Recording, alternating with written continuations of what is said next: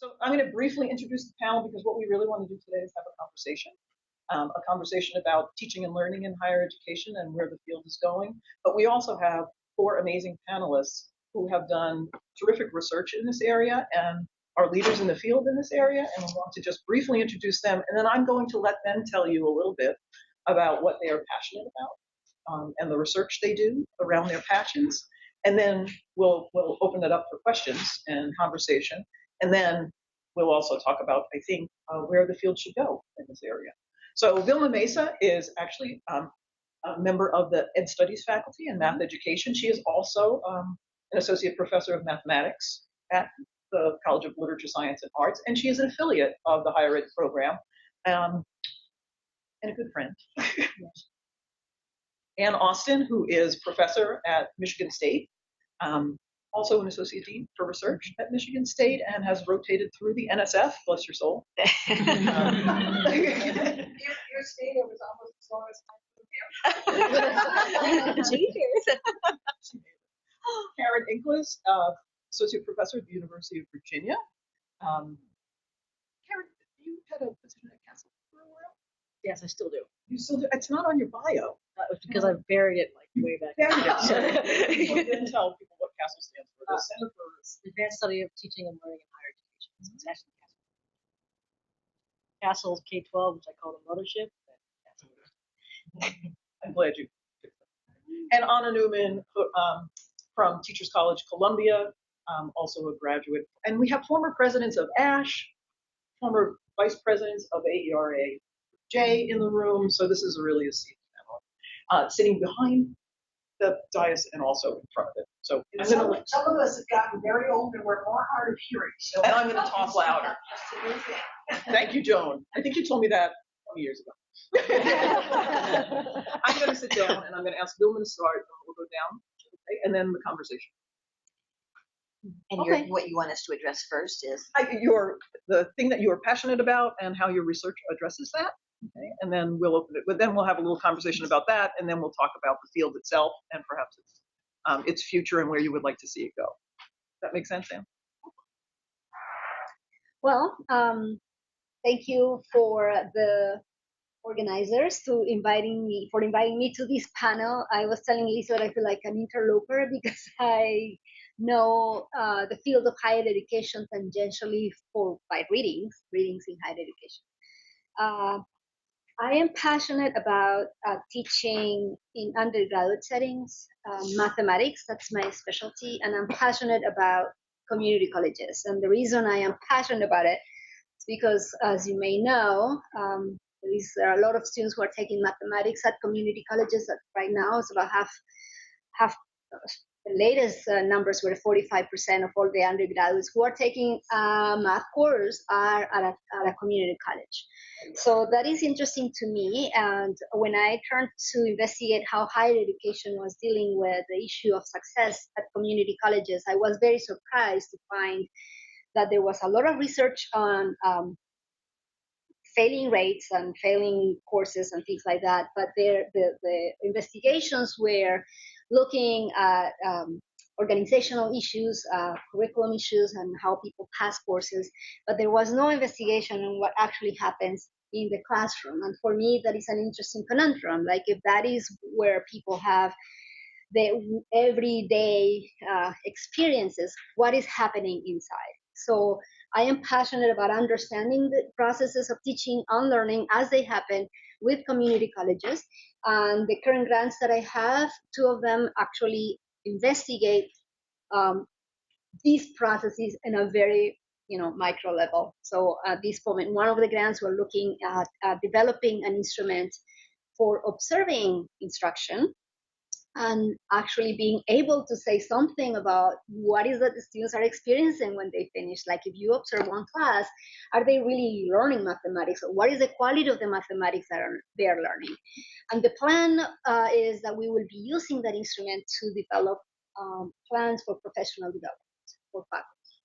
So for me, that's where the tire hits the road? What is the saying? The rubber hits the road. Like actually students in classrooms being exposed to challenging, interesting mathematics, and how is it the teachers create that environment.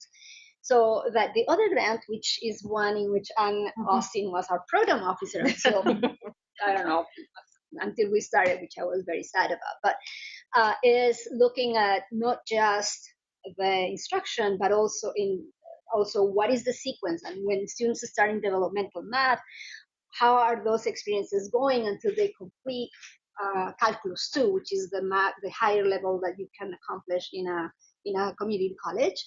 And we are particularly interested in minority serving institutions. What are the minority serving institutions, 2-year colleges, what are they doing to be supportive of the students? And we're not just looking at the experiences in the classrooms, we're also looking at advising student development, financial aid. So like, if you like to think about an onion, like the classroom experience in the middle, and of course the students are there, and then we have the faculty, we have the departments, and then what are the institutions doing to do that? So that's a little bit what I am passionate about right now. Great, thank you. It's very nice to be here with everybody. Some of us were up here recounting the classes we had in this room many years ago. And I can remember Ken Mortimer from Penn State at the time visiting here one summer. I think it was the summer of '80, teaching a class in here. It does seem like a long time ago. A lot of my work over the last 15 years has had to do with how do we improve undergraduate education, which of course is the overall theme here.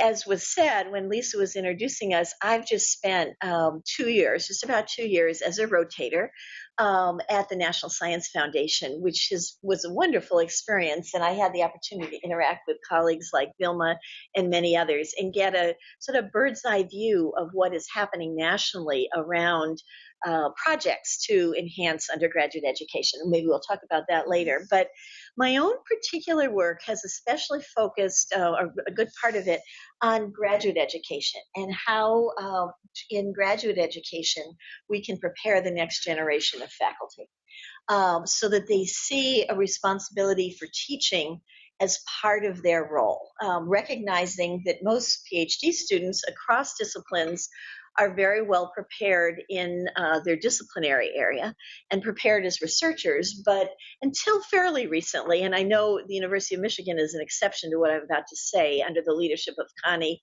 and now Matt Kaplan, but at many universities until fairly recent years, there has not been a huge emphasis, or sometimes even a modest emphasis, on the preparation of the next generation of faculty.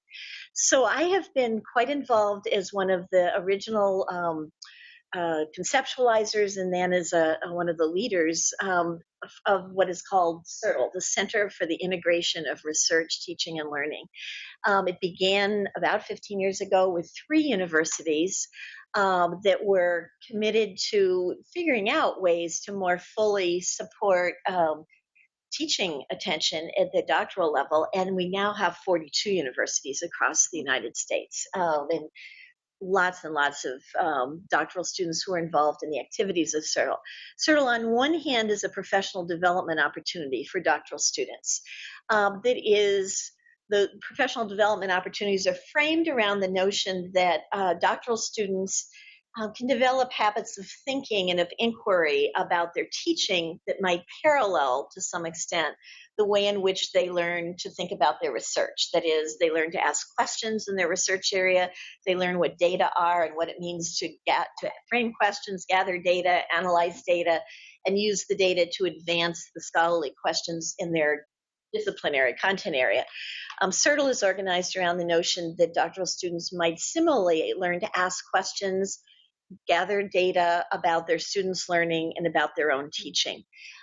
So I've enjoyed being part of that. My particular role of that has been to coordinate some of our research activity, and we're part in the early years. It was very formative work to get this all going, but we have been studying the impact on the doctoral students who participate in CERTL and have funding from NSF to do that right now. We're also, though, it has led to another, finally what I'd like to say, another strong interest right now that I have. CERTL is a network of institutions, and in interacting with that network and seeing sort of organizationally how that is developed, it has raised many interesting questions about how networks function as ways to promote change. and in this case, change around teaching and learning. And so I've also had the opportunity to interact with some of the other networks around the country that have similar goals but have different ways of doing it. And so that has led right now to what I'm very excited about, a new, it is an NSF-funded project to study 6 national networks of organizations. These are not networks of people.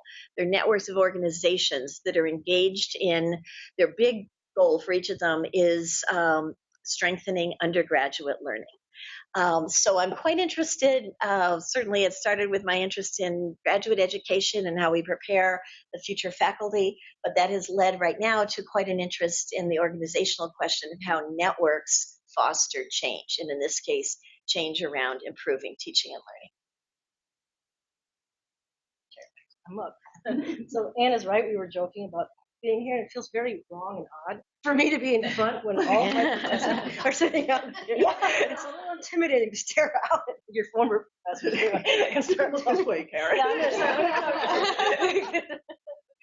yes, and I remember this one very well, actually. I can remember I used to sit up there. So what I'm passionate about is, and part of the work that I did for Castle HG, was trying to really make a difference at UVA in terms of the ways in which they delivered undergraduate education, as well as the way we train the next generation. So I've been involved in a lot of little projects that are mostly institutionally based, but some of which that I hope really makes a difference. One of them included coming up with a pedagogy seminar for graduate students, and we used work from CERTL to try to figure out what's the best way through a 15-week seminar to help our graduate students learn a little bit more about teaching. At that time, departments were basically doing the training, and it was hit or miss depending on which department you happened to be in. So we tried to do a little bit more work with our Center for Teaching Excellence to do a much more formal kind of training. And that's still running to this day. So it was one of the nicer things that we did. That was funded through the Teagle Foundation.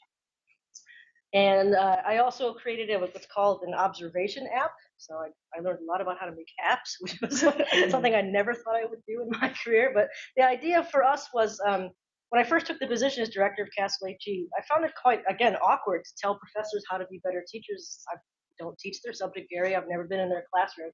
So what kind of research would I do?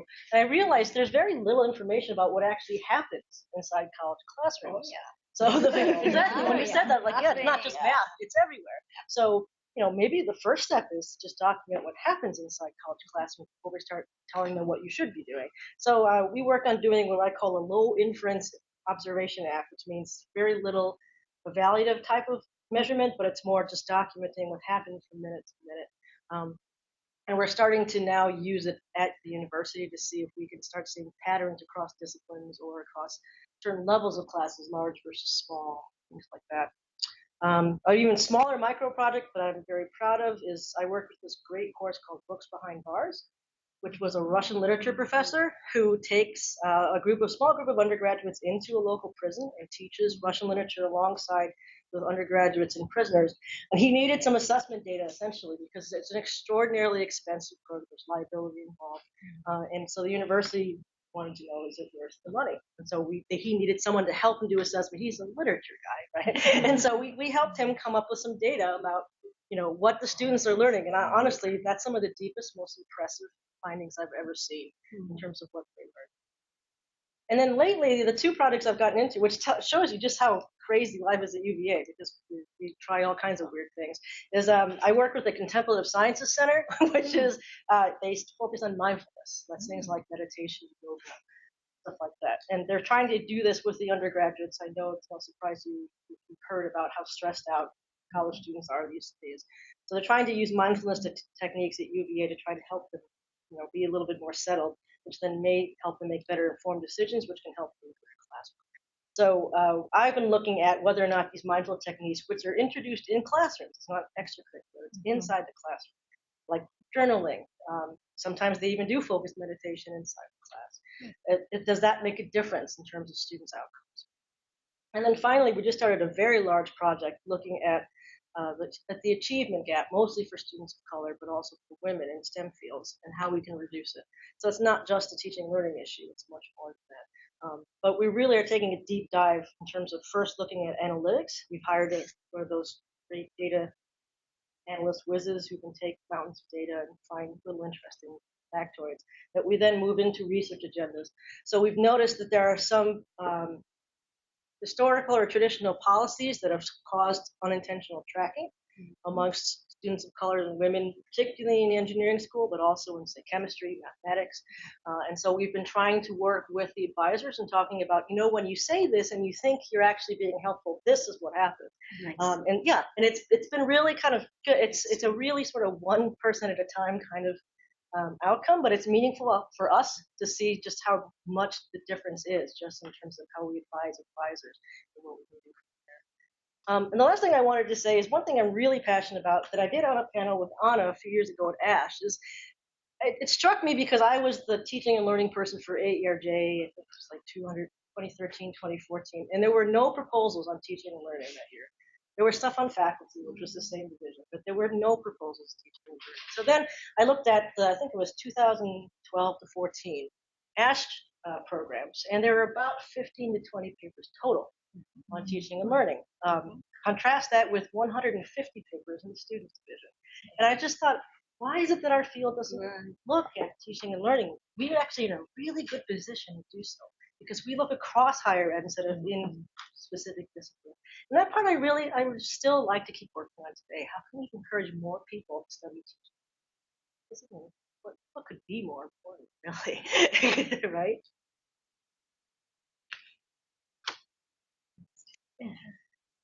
I'm Anna Neumann, and I was a student here a very long time ago. And I too feel a little strange being the speaker in a room like this, and rooms like this where I made it for my first year or so. I would say very little in class. So speaking now is a way of coming out in some ways. I'd like to really try to direct myself to the question that Lisa asked. What are you passionate about? And when you've been doing the kind of work I've been doing, you find that your passions have shifted and morphed. I mean, it's, I think, been the same passion now for well over 20 years, but it's taken on new shapes. So I'll try to talk a little bit about that. One of the things, I spent 10 years on the faculty at Michigan State University. And one of the things that was a truly eye-opening experience for me while there initially in the early 90s was the attention that I saw being given at Michigan State on the teaching of subject matter. And this was in K-12 schools. Michigan State was foremost in doing this at the time, and I believe has continued to do that work in some amazing way. And one of the questions I started to ask myself at that time was, first of all, I want to find who's doing teaching and learning in higher education. But what about the teaching of, if you teach, you not only teach a person, but you also teach a thing. You teach something. You teach mathematics. You teach literature. You teach history. Now, the view that I developed this, and of course it's not mine, it's got a very long history, is that teaching in any one subject is not the same thing as teaching in any other subject. But that's because learning in any one subject is not the same thing as learning in another. So if you're going to define how it is that how a student learns, that learning is shaped not just by that person and their own cognition or theories of human cognition. That learning is shaped by whatever it is that is being learned. So mathematics learning looks quite different from the learning in history. And teaching then takes on the question of how do we advance those different kinds of learning. I would say that I've spent the past 20 years of my life in one way or another addressing that question. Initially, I addressed it among professors and thinking about their own intellectual development. Lisa and others, Vilma have heard me talk about this particular project, which was the question of, initially, what is it that draws professors to the professorial career? Initially, it is a passion. It's a passion for a particular subject. And yes, it grows and it changes over time, but it also evolves and will often struggle in holding on to it, given some of the many other pressures that professors feel. But that is very much, part of who they are. My current work really focuses on the question of, how do students enter into that kind of thinking, or do they enter into that kind of thinking? And how do professors help them do that, but especially in a certain kind of institution that is dear to my heart, and that those are what one of my own students refers to as high diversity institutions, largely urban institutions in New York City. And with Anne, and in fact, building on some of her work, we know that many professors today are not prepared. Most of them are not prepared to teach.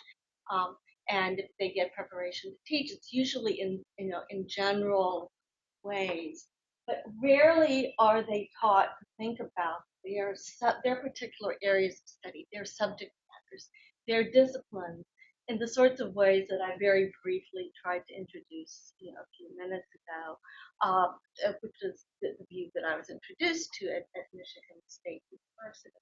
If they learn how to do that, they often learn how to do it alone. They learn to do it the hard way. They do it without realizing they've learned it. And they don't have a name for what they're doing, and they don't have a way of getting on top of it, looking at it reflectively, giving it, a vocabulary that can, they can then talk about the thing. And so, I won't go into the project that I've been working on for some time with regard to that, but that is one of the things that I'm doing right now. I'll just mention briefly in closing that Erin Pallas, who's been my partner in crime for a number of years now, and Corbin Campbell, also at Teachers College, and I recently completed a paper for, I never remember the commission. First of all, it's a commission on the future of undergraduate education at the American Academy of Arts and Sciences, which is, it's a group of very prominent people who will be releasing a report soon on, in fact, the topic of undergraduate education and some steps going forward. But 3 of us were asked, in fact, to write a paper on teaching improvement at the undergraduate level, looking at macro, meso, and micro perspective. And I could talk at some length about what that was about, but I've used a lot of my own perspective to drive the thinking in that paper, as well as in the book that Erin and I are working on that is an expansion of it. I'll stop there. Thank you all for that. That's very helpful. I think there are so many avenues that we could take to have a conversation about these things. But that is the goal, is to actually just open it up and have the kind of conversation you would like to have about where the research is going, where the scholarship should go, questions that you might have for the panelists that would dig deeper into the work they are doing, or connections that you see among these ideas. So I'm going to invite some questions, and let's just have a conversation. You can tell us what you're passionate about. Yes, Lisa. I try to avoid that. I'm passionate about a lot of the things that people on the panel talked about. The work that I have been doing is coming together around issues of how STEM faculty, and particularly faculty in engineering schools, can better prepare engineers for the very complex kinds of problem solving that they do outside of academia. And when I say complex, I mean real world problems that are embedded in complex social, political, and cultural systems, and how students learn to think about that. We have a new project with NSF that is looking at something called systems thinking, which engineers for me, is a connection to the work that I've done on interdisciplinarity and thinking in more holistic ways about how the problems we engage and the problems that engineers try to solve have multifaceted contexts that influence the nature of problem solving. And that has to do with undergraduate engineering and preparing faculty to do that work, but also understanding how students engage that work. So I hadn't prepared that one. I'll start. Thanks, Aaron. So, Say your name. Aaron Palace, Teachers College at Columbia University. One of the challenges, I think, you all articulated commitments to teaching and commitments to learning. In the K-12 literature, there's been historically, I think, a real surprise about how hard it is to demonstrate a substantial and meaningful connection between teaching practice and student learning outcomes. The real limitation, things that we think ought to work, don't work the way they're intended, because building on this notion of pedagogical content knowledge that so many people at MSU and UW have been committed to developing, measured pedagogical content knowledge for K-12 teachers often isn't strongly linked to the learning outcomes of their students. How do you think about that challenge in relation to higher ed? So I love to start only because in one of the grants that we're working on, the one I talked about, this particular instrument, we are very interested in measuring some sort of connection between what happens in the classroom and whether students, what kinds of things students learn or don't learn. So what we have been doing is adapting a number of instruments that come from the work from Heather Hill and company, who have been able to identify. They have an instrument that allows them to, quote unquote, assess the knowledge of mathematics for teaching, which is not pedagogical content knowledge, is more the specialized knowledge that you need in order to teach mathematics or algebra. So we are developing instruments for algebra, because that's what we're interested in, the community college grant that we have, college algebra and intermediate algebra, which are roadblocks for a lot of people to get through. So we are developing that instrument, and then we have an instrument for observing the quality of instruction, because one of the beautiful things that they were able to identify. So they have an instrument that allows you to tell how much a teacher knows of this specialized content knowledge. And they have an instrument that allows them to observe behaviors in the classroom of these teachers. And they have, of course, standardized testing for students. So we have these three measures, and what they were able to identify is a set of correlations. So one correlation tells you that the more knowledge of mathematical knowledge for teaching you have, the higher the quality of instruction that you have. So that is an interesting correlation, right? So we don't know yet which direction this goes. And the other correlations that they identified were teachers who have a high content knowledge of teaching. There is the students of teachers who have a higher content knowledge of teaching have higher standardized tests after controlling by a number of variables. And similarly, if you have a high quality of instruction, those students will have a higher outcomes in standardized tests. So you have these sets of correlations, right? What we are doing in our grant is actually taking a slice. We're developing some instruments for measuring the knowledge of teaching, faculty teaching. We are gonna, at the end of this grant, hopefully we'll have 100 teachers who have taken these tests, and 3 states, 6 community colleges, and 96 teachers and all the classes they teach. So it's good. I think it's good. It's not enough. I've already told Heather Hill told us it's not enough, but you're doing what needs to be done. Okay, so we have that. And then we also are observing these teachers twice. And with this other instrument, we are identifying these things that we believe are really important for determining high quality instruction. And our pilot data, we are very excited because we were able to identify some factors, and those sort of correlate, like errors and imprecision. When you have faculty who don't know what they're doing because they're making a lot of mistakes, then we know that there's going to be a negative correlation there. That's one piece. And the second factor that we're able to identify is the way in which they develop connections between the mathematical knowledge and the explanations that they do. So that is an important piece of mathematical work. And we were able to identify this as a component. And the third one is the way in which the faculty invite the students to participate in mathematics. So what we were excited about is that now we have these three pieces that belong to the observation, and then we are in our way to see whether, fingers crossed, students actually gain more. The students of teachers who have a high score on these things then gain more in our test. We have a uniform test for everybody.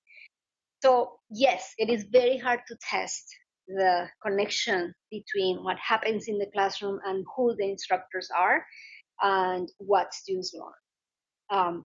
But we have a very strong, I think, it's okay, well, we'll see, right?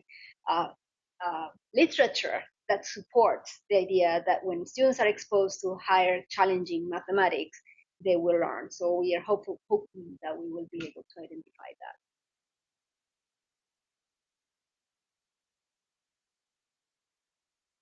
I invite other thoughts about. I have a thought that's at a very different level than Vilma is speaking about. One of the things I learned during the 2 years that I spent at NSF, I had the opportunity, of course, to talk to many people who were conceptualizing ideas and projects, and then many people who actually were given awards. So those had been evaluated and they were deemed to be appropriate and strong proposals and projects.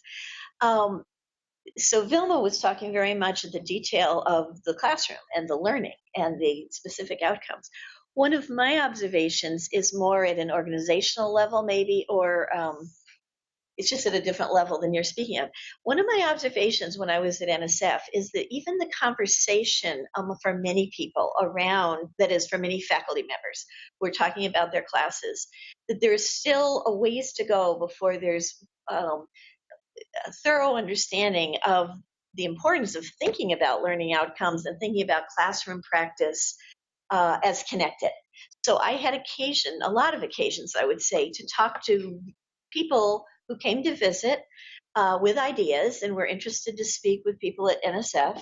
And often the ideas were ideas of things to do. They were good ideas often of, I'd really like to do this with my class. Sometimes it was at the class level, sometimes it was at a program level, sometimes it was at an institutional level, because there were, I think even in the 2 years I was there, growing interest in the connections between in-class learning and out-of-class experiences. So they were often very interesting ideas, and I would be thinking in my mind of other research I would know that would be related to those ideas. But oftentimes, some of the people meeting with me in my role then as a program officer, we're not framing those ideas in the context of we have various learning outcomes that we would like to have our students achieve, either, as Anna was pointing out, at the level of the discipline or subject matter, or in a more cross-cutting undergraduate learning outcomes. And so oftentimes my conversations with the people who are interested to win awards was to actually help them think about the links between what is it they want to achieve and why do they think what they're going to do would necessarily connect to particular outcomes. So I say that those, and the other piece would be, well, how would they know? It's essentially this evaluation piece. How would they know if those outcomes had been achieved? So my observation here is not to be critical of very thoughtful colleagues, all of whom were being very thoughtful to come. It's more my observation that there is still quite a lot of work to be done, probably, to help colleagues. And I was talking to people across disciplines, particularly STEM-related disciplines, which includes the National Science Foundation, social sciences too. But the links between what our intended outcomes are, how we believe we would get to those, and how we would know if we had been successful, I think are still links that are not fully conceptualized in that way.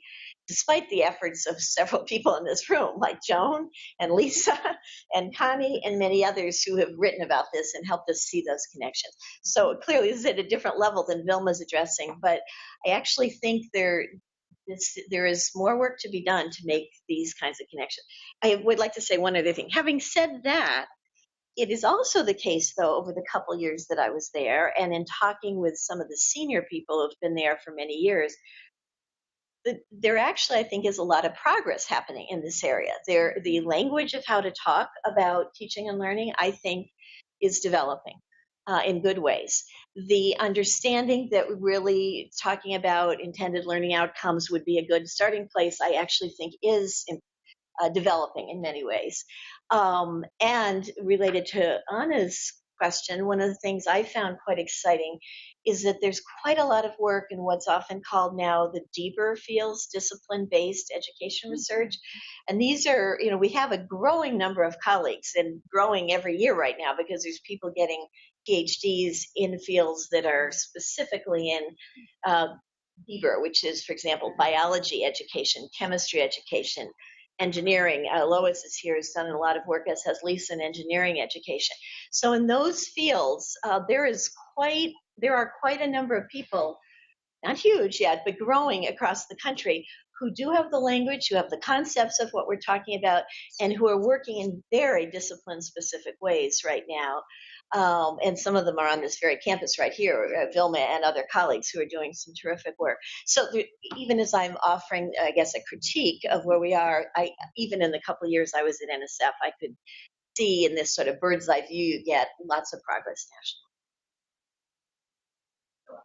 I just want to build on that a little bit. I had a recent conversation with psychologists. We're thinking of doing some more research in various ways. And having spent a lot of time on research in engineering and STEM and concentrating on nutrition that happens both undergraduate and at graduate level, I think this is an interesting way of looking at flipping, and I think it has something to do with teaching and learning. So why I bring it up, but maybe we can brainstorm a little bit together. I think when we approach all of these ways, how do we recruit women and historically underrepresented individuals to STEM? How do we retain them? It's all about attrition, recruitment and attrition. Why if we flip it and look at how do we get joiners? In other words, like for example, if you take psychology, which is a social science, for every student that drops out in undergrad, there's another student who decides they want psychology. Mm-hmm. So there isn't, they don't talk about recruiting, they don't talk about attrition in the same sort of way. So what is it, like particularly in the STEM field, what is it about the teaching and learning that we have, say in undergraduate, that if you don't start out in the math, science, engineering field, you don't necessarily feel you can be a joiner? Mm-hmm. We actually did a paper on that. Did you? When I was in Maryland a long time ago, they're called STEM joiners. Who are because everybody's looking at attrition. Who joins, and it's not people from French, it's people from the health sciences, areas like that are adjacent. So they've already taken the math and science core, and that's what allows them to move into engineering or some of the other STEM fields because they already have that core. But if you started over, say, from Russian literature, for example, you'd have to take the entire math and science sequence, which would put you so far behind, you'd be the 6th, 7th year. This is what causes most people not to want to do it. But perhaps if we thought of a lot of colleges and universities have a special plan to have distribution. You still have to take science courses, or so if we thought about teaching in a more introductory way earlier on. I mean, I happen to have been a joiner. I thought when I went to college I was going to be an English major and go to law school. That's what I wrote on my application. But I had to take a science course and I happen to have a particularly very enthusiastic professor. That changed the course of my life in that process. So I think that the issue of joining has to also take place in teaching and learning. Right. What are we going to do so that we're not thinking of teaching a science course, for example, that these are all these people in my course want to be a major, but how do we reach the ones who have never really been exposed to a certain area? So I have an additional example for that about the diversity study we were looking at. What we found is there's 3 levels of calculus at UVA: Calc 1, Calc 2, Calc 3. For the most part, the students can decide which ones they go into. They're somewhat formulaic. If you got a 5 on the AP calculus, you can go into this one, that one, etc. Except for, there was one little disclaimer: if you don't feel very confident about your math skills, you should go to Calc 1. So guess who winds up in Calc 1? Overwhelmingly, women and students. Yeah. And what happens is, if they start in Calc 1, they get so far behind that they don't get into the preferred majors, and they finish literally with a 0.3 lower grade point average than the rest. So one of the things we've been telling the calculus as well as, say, intro chemistry courses is, can you devise another way so that you don't have to go through the entire sequence? Can you teach calculus in a different way so that you can cover the material that you say you need to cover, but in a more, non-traditional way that isn't broken up in a sequence of 3? Can you do it in a bundle of 2? Or for chemistry, I didn't know this, but evidently the way you teach intro chem is so completely useless that it doesn't really have anything to do with any other brand of chemistry you do in the rest of chemistry. And so the chemistry department knows this and said, instead, why don't we do a little bit of organic and a little bit of physical, because that's what you need later on in order to hit any of the STEM fields in engineering. So if they do the intro chem course differently that way, you might be able to then cascade into higher level courses. So I think there is a way to combine teaching and learning with what we know is the case of people who don't start out as a STEM person can still catch up in a way that they won't be put so far behind. But those majors are so prescriptive that it's going to take a lot to break down those barriers. I think I see Vilma and Anna maybe wanting to get in here, and then we can I get just the audience. wanted to just quickly note that I find it really interesting that when we talk about some of these issues that Lois has raised, and I think it's a very important point, and Karen also has spoken to. We think a lot about how do we teach the science or math, whatever it is, in the courses, and how do we help people march through whatever they need to march through. But if you take a learning sciences, and I'm just using that really broad way, sort of perspective, then you're concerned not simply with how do you, present the subject matter, how you organize this, which, by the way, I think is absolutely key, but also to identify what is referred to as students' prior knowledge, some of which may be chemistry or mathematical, or it may be doing something in the kitchen, or it may be learning how to sew without patterns. I mean, there's a very rich literature on how Hispanic mothers sew without patterns, and how they're actually doing mathematical things without ever calling it mathematics. That's what I mean by prior knowledge, and the extent to which any of that kind of prior knowledge, or kids in Tibet who sell gum on the street and are in essence, doing doing things mathematically without, Vilma can tell these stories better than I can, and sort of bringing that kind of stuff out, which in fact might make it something that students from underserved, underrepresented populations might begin to be able to join and grasp with.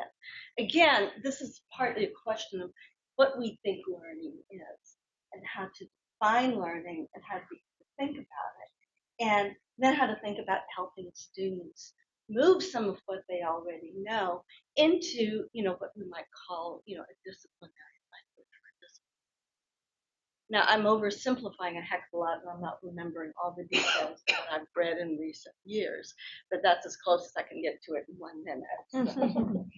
So what I wanted to mention, I haven't talked about, this is another of the projects that I am passionate about, is the inquiry-based learning in undergraduate mathematics, which has a very long story right now. And Michigan is one of 5 centers that have been advancing the use of inquiry-based learning. And for some miracle, I think thanks to my connections to CRLT, actually, I have been since 2007 being what they call the evaluator, which is a funny name. Basically, what we do is collect information from the faculty who are teaching courses with inquiry-based learning, and the information that we collect, so we go observe a class, talk to the students, and create a report, and then create a report across the sections.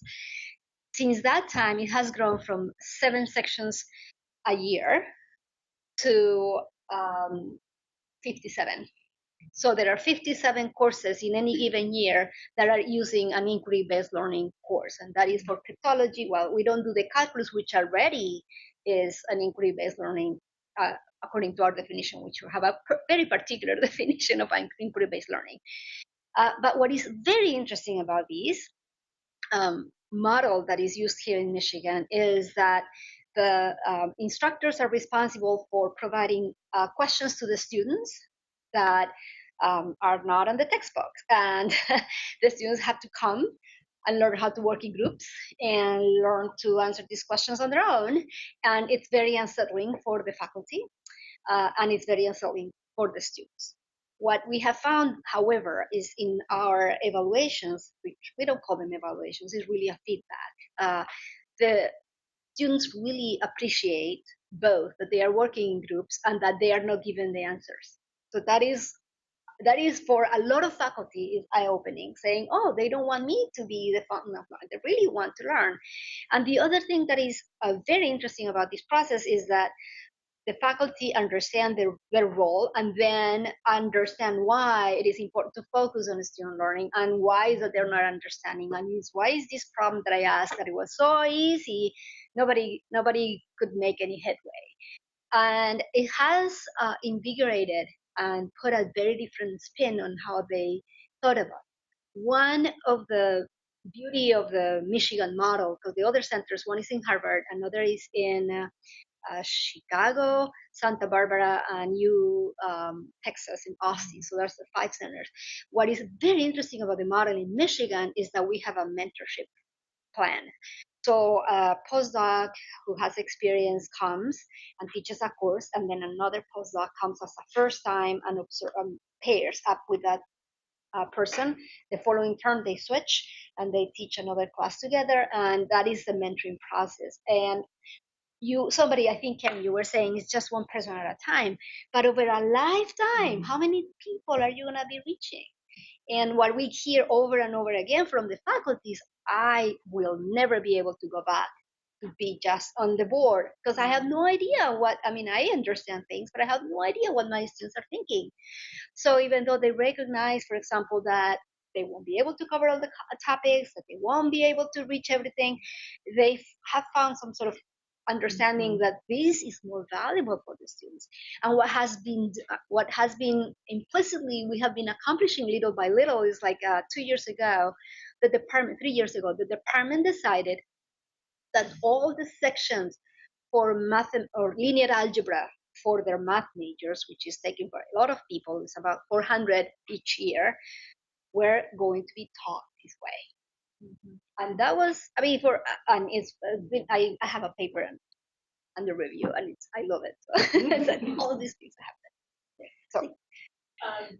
Okay, so first, I just say thank you. My head's exploding right now, in a good way. I know many of you do work, but not personally. So let me just quickly, I'm Karen Stolberg. I'm like interloper here because it's a double weekend for me. It's my 25th anniversary for graduating from medical school. And I'm also a proud graduate of CFH. And so right now I serve as the Chief of Division of Professional Education in the Department of Learning Health Sciences here in medical school. And so there's so many things that we very similar and relevant. So I think about joiners. The students right now, the medical students are clamoring, as are the residents, to learn how to teach in a real world setting. And there's been a huge explosion of master's in health professions education programs, probably in the last 10 years, from 27 to 130 or something like that, and they keep growing. I think about how do we teach teachers how to teach? And so we actually have a competency-based master's program that is really thinking about sort of authentic work activities. And so I have to switch a little bit, health system thing, but thinking about entrustment, right? So when I have a learner who's learning how to do a task or learning how to solve a complex problem, we have to be able to entrust that person to go take a history or do a physical or to draw blood or to think about what test should I order to help answer, right? And so how do we as faculty say this person is entrusted? Where does our entrustment come from? Yeah. And so, and then it's about competence, which is there's lots of ways there might be lots of ways to change your muffler. There may be 52 steps. And do you care about how many steps it takes somebody to change the muffler? Or do you actually care about how your car functions when you're done? And that gets to the learning outcomes piece, which then now bumps up into milestones, which is another sort of buzzword that's filtering through health professions education, which is to say, if I sort of guarantee that this first year learner has completed a first year, what can we say this person's able to do? And what is too far of a reach, right? Where do we scaffold them? Okay. So it's really this horrible, right? Everybody looks at me like, why are you here? What is wrong with you? There's so many things. She would come to class after having delivered 7 children still in her scrubs. What's wrong with you? Greatest thing I ever did, and I'm so grateful for this situation. So, how do we know, right? And again, what matters? So now people are trying to link experiential learning and real world complex problems without specific answers, and to watch our learners just struggle, right? So these are folks who already have an undergraduate degree, who are now in professional school, and you present them with a complex problem without a good answer. And they're frozen because they view the stakes as so high that they don't want to get it wrong, right? And so then now we get into simulation and safe spaces to learn and to practice and to make mistakes and sort of all of those things. But what I wonder is, so if we're talking about teaching teachers and how to figure out what that secret sauce is, right? In some ways, it's still about us, right? Because really, our learners come to us with a set of skills, a set of capabilities, life experiences, understandings, diversity, worldview, whatever you want to call it. And in many ways, it's about coaching, about helping them be the best. And coaches know sort of when you yell and when you support and you match your pedagogy to your outcome. And so I'm wondering, in your work, if you've thought about, again, flipping it, right, from the, we're going to try to prevent attrition, we're actually going to encourage joiners to, we're actually going to do learner assessments and understanding so that we can help like the best they can be, kind of thing. That's a long way around. I don't know whether Anna wants to start because she's probably thought a lot about this. No, you go ahead. Really? Are you sure? Yeah. Okay. Well, I don't know that the reason I was waiting to see if Anna wanted to comment, because I think she thinks a lot about these issues, is that I wanted to jump in building on what you said, but I don't think what I'm going to say is precisely responsive to you. But you made me think of something that I was hoping to put in today into the conversation. Um,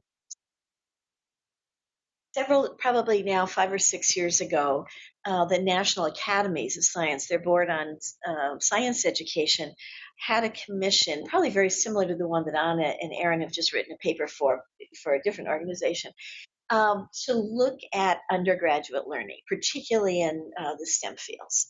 And what occurred, I was not on that panel, a colleague of mine, Jim Fairweather, was, but what occurred is that they began to say, we know a lot about learning. That is, there's a lot of literature, growing literature about the science of learning.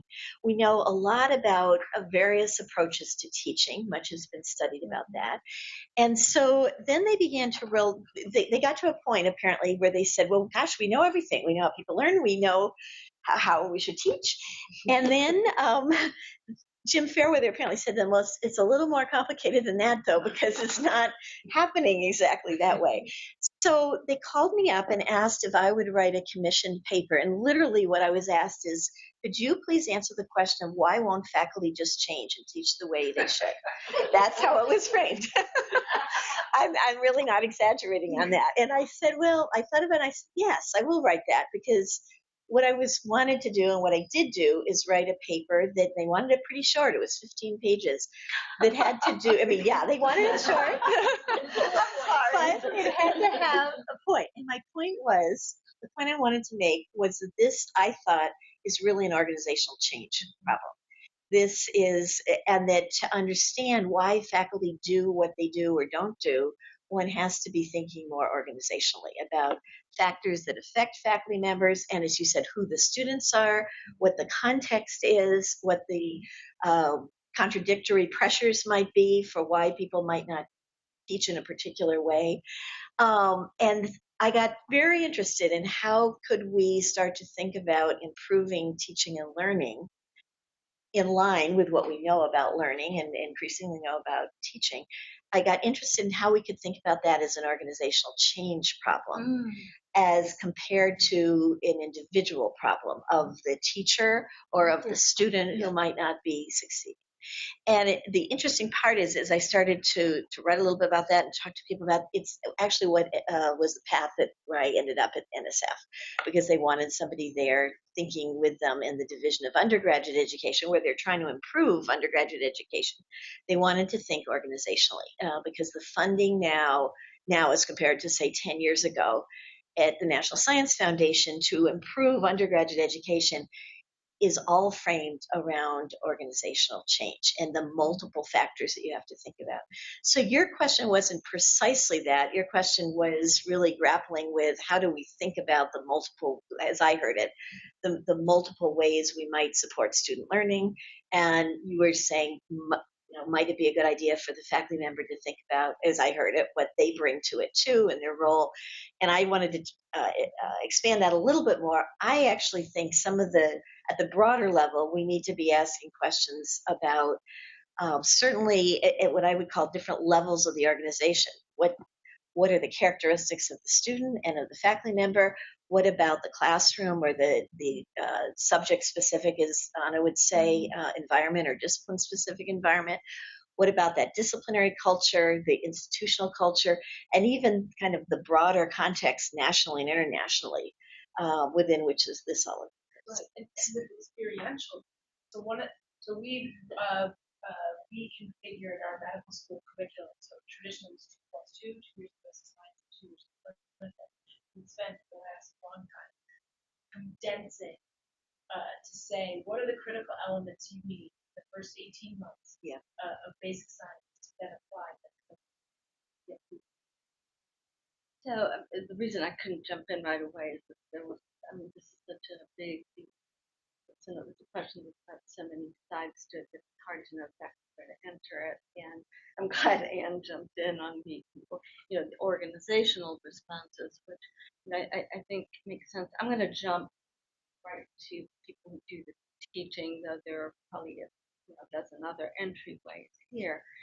So one of the things that I have learned, and I think I learned it the hard way, is that in the kinds of institutions that I've been working with over the past, I don't know, maybe 10 years in New York, in what we call high diversity, which is minority serving institutions, like in the area, there are like all sorts of efforts to heighten learning outcomes with learning centers and all sorts of drives and initiatives. And frankly, a lot of those get in the way. I'm sorry, I hate to say this. I really, really do. What I learned is that there are some faculty who have just figured this out. And they are like these hidden gems. Uh, and they don't know that they figured out. But when I sit down, I talk to them about what they've done. They start telling me these amazing stories about their students and what their students produce that they didn't know they could produce. And then I've gone into some of their class. I've observed 3 instructors teaching over a full semester. One intro philosophy, one philosophy of religion, and another a chemistry class. And I'd like to do more. But there's some things about how these instructors, they know how to do certain things, and I just sort of feel like if I can watch them, if I can just watch what they're doing and talk with them about what they're doing, then ask them more questions about what they're doing, what they can go in and watch some more. I may begin to develop a vocabulary that I can use. At the same time that I'm doing that, I've been trying to think about, well, what do theories of pedagogical content knowledge, culturally relevant, all those stuff that's in K-12 that we very easily try to just sort of move right over to higher ed, and we can't just move it right over to higher ed. The point I'm trying to make is that anything we try to move either from K-12 or another discipline over to higher ed, we've got to look at in the context of actually watching the teaching, and then talking to people about what they're doing, going back and watching some more. My point being that I honestly believe that there are some very wise, and competent, capable instructors who know what the heck they're doing in some incredibly difficult situations, and I'll show them to you in New York if you like. And I've met some of these people, and I've brought them to TC, and I've put them in the seminar with me. And they have a lot more to teach me than I have to teach. And it's really hard because getting out to their institutions is sometimes not an easy thing for me to do. But I guess that my response there is that there are folks who know how to do it, and it's just that it's so embedded in very busy academic workplaces, and we haven't quite figured out what a language is. That's not a very satisfying. Thank you. See, this is what he does to me all the time. Joan is going to say, oh, I'm sorry, go ahead, Aaron. I've been toying around with the word language for a while here since it seems to me that language is complex. I can hear echoes in my mind, particularly in undergraduate liberal arts college, of people, I would like to say, who largely male faculty members in the science and math field, reacting negatively to what kind of words like educational outcomes. That's jargon. Problem solving is not. Problem solving. That kind of terminology will go over the faculty. But assessment is no, Nazi assessment, but problem solving is a word, and I think maybe we, as educators, might work with change the language to suit the field. And Lisa's working engineer, she saw different terminology is useful there. I remember years ago I made some workshops for medics with that. I think we were first beginning this curriculum change. I was absolutely frightened to death because I thought, what do I got to say to these guys? But I found they were interested in what I had to say because they were interested in solving a problem. Whatever they could grasp upon to use to solve that problem, maybe what little bit I gave them, they could grasp upon. So I think the vocabulary is something we have to be else we haven't paid enough attention to. I noticed that, and I think this from, I see 5 female panelists. Where are the stem cells? Where are the men? Where are the people who are predominant in those fields? And why are the nurturant types the ones who are interested in improving teaching and learning? What I would say we all ought to do, not because I'm no involved, but you guys ought to go out and get one male colleague with you all the time. I have. Get them.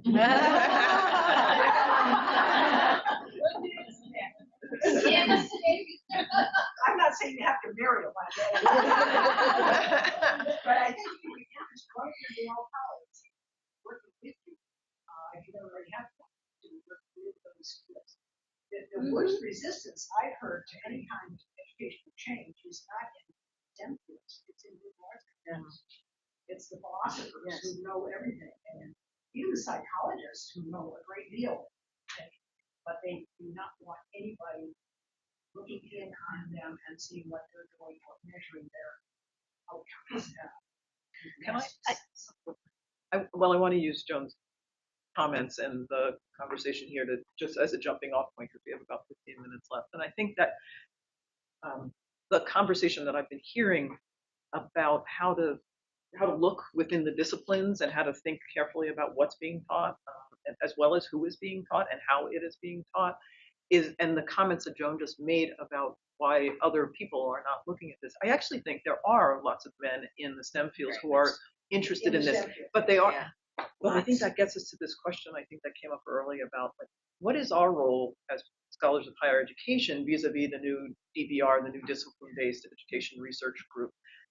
I think that's an interesting phenomenon, and I wonder why people have not turned to us for this. And I think some of it is language, Joan, and some of it is learning to talk to people who are from different disciplines. But I think it's a challenge to higher education and to the study of teaching and learning and assessment in higher education to think about what have we missed? Where should we go so that we are as relevant to people who are teaching in different subject fields as the people that they have now tried to grow on their own? Some of the best places I ever went, the 5 years I spent with the Accounting Education Change Commission. I knew nothing about accounting. I still know very little about accounting. But I learned a great deal about the process that these guys and the guys were going through to change the face of accounting. One of the things that told us money. Yes, that's true. Big accounting firms gave a lot of money to foster curriculum change. Well, that's true also for STEM. Yeah. We all Well, study there's STEM, money. but no one studies the humanities, and the Right, humanities don't exactly. want us in there. So that's a perfect marriage, right? Right, so there needs to be a fertile ground. There needs to be some level of interest for doing that, and I think we're finding that in some of the STEM fields. But I do think it's a challenge to us. I'm sorry, Connie, go ahead. You're all right. After 20 years at CRLD, the STEM fields, medicine, all the sciences, math, etc., see people who have educational expertise as experts, and they don't think they are, and they're willing to listen. And that's so much less true of the humanities, especially, and sometimes social sciences. But then there's the money problem, and that just flips it because you can use money as an incentive to get all those liberal arts people who don't have those NSF dollars or NIH dollars to do various things to improve their courses and work with each other. Whereas at an institutional level, you simply lack the funding to buy out the time of anybody in STEM, engineering, medicine, because those people have salaries and schedules that simply don't permit them to take time. So you lose for different reasons in different disciplines. And engineering, what's interesting about engineering is it's really the only disciplinary area that has decided through ABET outcomes that there are going to be certain student outcomes that everybody needs to apply from. I mean, there are some difficulties still involving all of that. I know philosophy, interestingly, started to go down that road, and it stopped. I don't know all the details. Maybe. No, but it would have been fun to listen. That's probably why it's so. So last weekend, 2 weekends ago, I had the chance to be part of I was there for part of the time of what was a day meeting of people from the humanities, and it was I was kind of in and out. It actually happened to be hosted at my university, Michigan State, but there were people from all over the country, and some of the associations, like the Modern Language Association, had people there. So it was very interesting to me because they were talking about the very things we're talking about here. Everybody there, it was small. There were probably 35 people there. They were in all different roles. There were some department chairs, there were some faculty, there were people in some of the humanities scholarly associations, but clearly they all cared about teaching and learning. So that's why they were there. And they were actually having a very similar conversation that we're having here. It was all around how do we change what's happening and how do we really ensure student learning. But some of the parameters around there that they brought into their conversation were ones we're already hearing. They don't have very much money. They're concerned because their discipline, the enrollment in their fields is declining.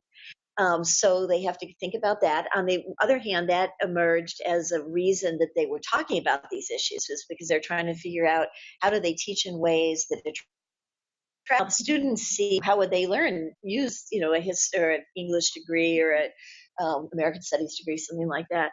So my point is, it's very interesting to be in these meetings. They definitely use different language than the STEM fields would use or that people in education would use.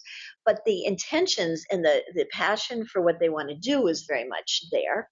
But they clearly are trying to figure out how to do this work without any money, basically, and without knowing where to go for the money. So it's almost like a wing and a prayer, basically. They're investing their personal time. And the specifics they were there to talk about were really thinking about the evaluation system that faculty members face in the humanities, but they were linking that to how can we really deepen what we do with teaching. So I think the conversations are happening, but at least for some people in those fields. But the money issue, I think, there's lots of conversation nationally that NSF is sort of dominating this discussion overall right now around teaching and learning, at least in the point of view of some people, because that's where a lot of the funding is.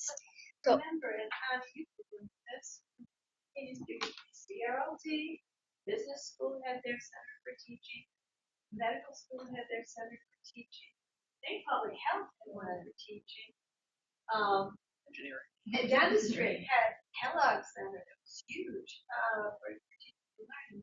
People were throwing money into the improvement of teaching in the fields, and then suddenly funding stopped, and suddenly went away. Suddenly it became who does CRLT serve? Whereas in the era where there were the different centers around the campus, which was when I was at CRLT, it was sort of okay for CRLT to be the center for LSMA because all these other places would get the money. So it's so cyclical. The issues you're talking about now are the ones that I heard when I first appointed for the first time.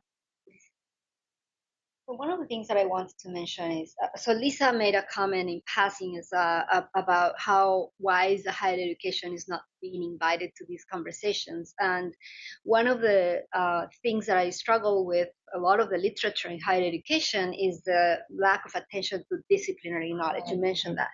And that is a problem in the field because I hear over and over again faculty saying, yes, we have a teaching center, but they teach us about this, and that doesn't have anything to do with what I need to teach with. How do I design an assignment that allows me to learn whether students are learning or not, right? That requires really specialized knowledge from higher education. I mean, so how can we really recruit people into our graduate programs who have disciplinary knowledge, who are interested in doing this kind of work? And I'm grateful for CRLT because you realize that we needed specializations, people who could talk to a faculty member and say, that question really, could you think about a question that could address your goals in this way? It requires disciplinary knowledge. And the other thing that I have found in my work and with faculty is that they don't like to be blamed. And we have this idea that is they don't want to do it and they can, and that is not a good framework to work with faculty. And that is what I have been working with, another theoretical framework that looks at the obligations. You are a professional, and when you are in the classroom making decisions about so Jan wants to talk, and I don't want to talk to her because I don't want to let her talk.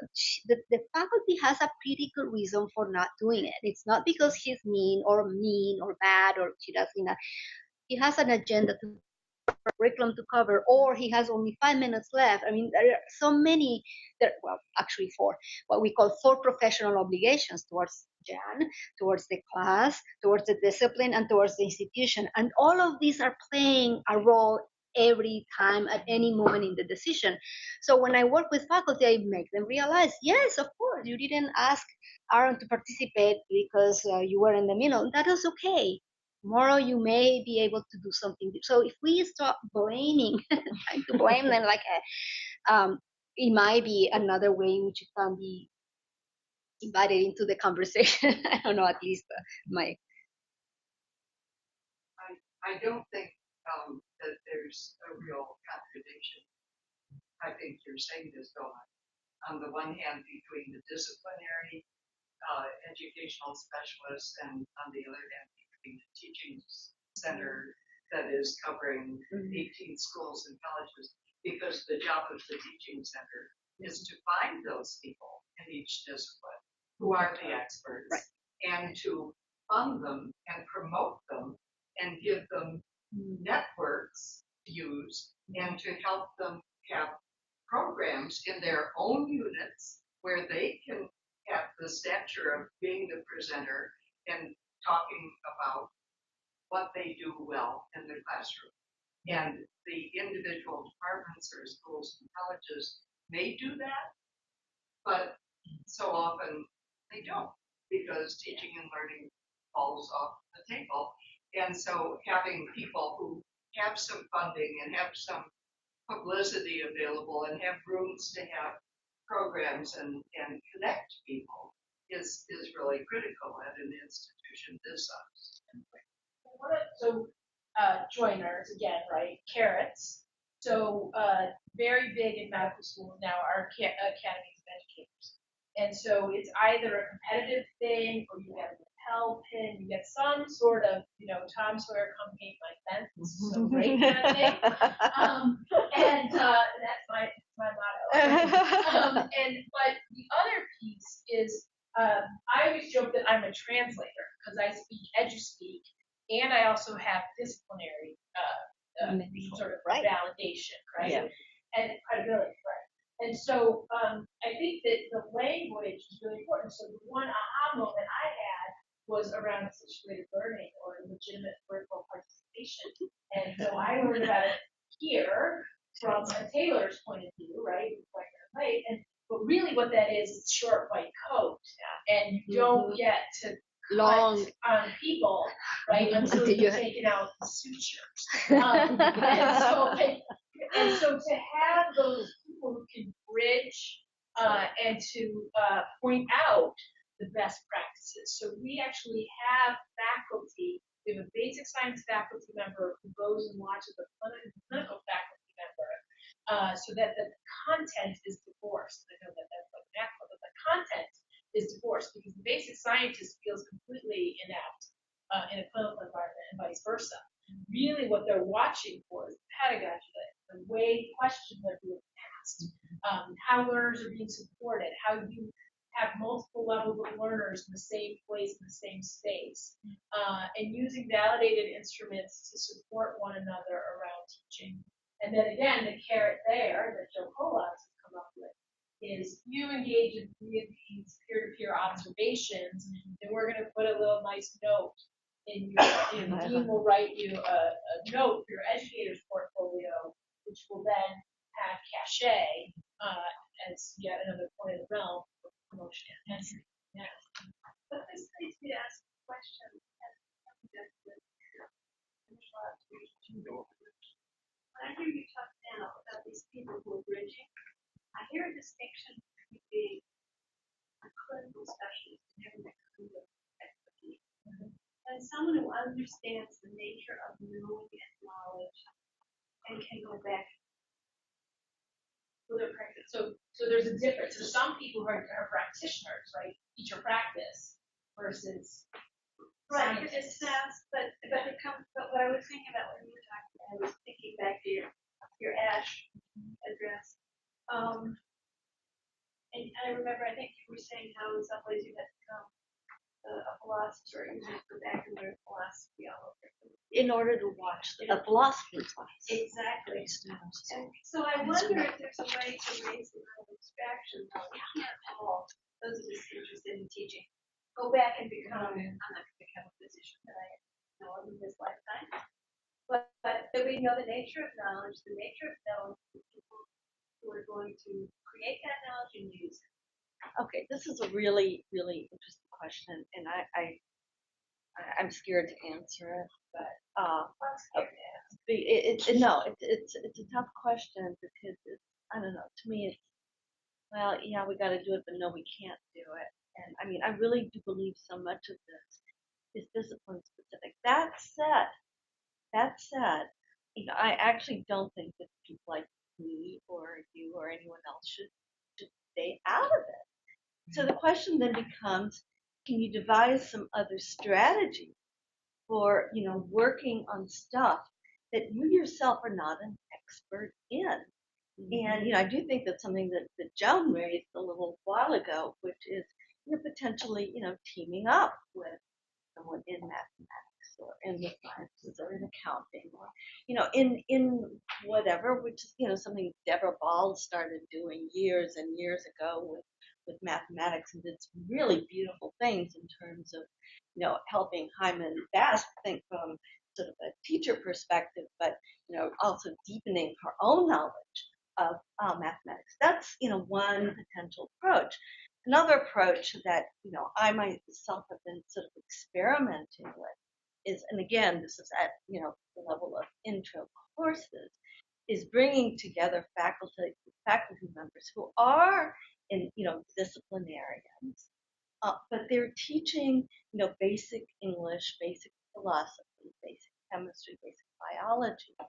And I let them do this to each other rather than, I teach them enough about, how might we think about a core idea in a discipline? But then I let them go and experiment in their own classes and try to do something, say, an English composition class, and come back and present it to the group. And the group, they're a smart group, they are in other fields, but that person remains the expertise in his or her field and then continues to work on it and may try it out with their own disciplinary colleagues. So there may be, what I'm saying is that there may be some social sorts of ways to do this, but I'm not convinced that, I don't have enough self-confidence to become the abstract person. At the same time, I honestly do believe that there's some things that I can bring over, in my case, from the learning sciences, and that's been sort of a rich repository of ideas for me. But again, I feel like any of those ideas have to be framed and reframed in light of a discipline, in light of the classroom, in light of the students, in light of the instructor, in light of the idiosyncrasies of what counts for higher education, in terms of academic freedom, in terms of all these things that we know about higher education. So I guess the point, my response there is that I don't think that raising this just to an abstraction is the only strategy. I think there may be some other strategies. Figuring out what those are, big challenge. Also, I want to say that we have expert. Karen, I'm going to have to stop it only because we're over time, and I want to be respectful if people have other things that they're trying to get to. We can continue the conversation if you would like, but we haven't. The next panel begins at 3:30, but This one technically ends at 3 or 3:05. 308. Well, they told me about Michigan time. Then we would have started. I am welcoming you to stay, but at some point someone else will try and come in. I don't know. I just wanted to say, we also have expertise too. So Yeah. we bring That's not expertise to to the say table we too. don't. So we can tell things about learning sciences, about student development theory, about the curricular theory. Plus we have some expertise in measurement of these things. So we bring something to the table. Yeah. Oh, I wasn't meaning to imply we didn't. I was kind of going to this notion of, is it an either or? You have to be deep in the discipline in order to be credible. Good. Yeah. I don't It think can be so. both. I think it's both Yeah. and. So, Yeah. I mean, Lisa and I were involved in a Right. project that had engineers and higher That's right. educators Right. So we did it. on it. And it was, I You thought, have a that. very You need that. successful endeavor to do that. And I don't see why that couldn't be done with other disciplines. So to bring it back to what I first said, why don't we have more people interested in their own field?